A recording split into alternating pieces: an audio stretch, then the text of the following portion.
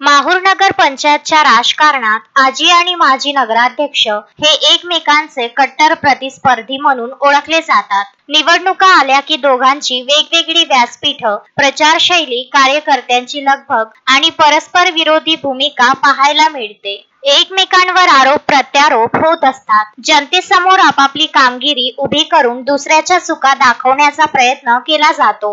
मात्र हेच आजी व माजी नगराध्यक्ष एखाद्या सार्वजनिक कार्यक्रमात, सामाजिक सोहळ्यात किंवा महत्वाच्या बैठकीत एकत्र येतात तेव्हा एक वेगळंच चित्र दिसतं. एकमेकांना नमस्कार करतात, काही वेळा हसत हसत संवादही साधतात. बाहेरून पाहणाऱ्याला वाटतं की हेच ते एकमेकांचे कट्टर विरोधक. पण हेच राजकारणाचं खूप मोठं सत्य आहे. राजकारणात कोणी कायमचा शत्रू नसतो आणि कोणी कायमचा मित्रही नसतो.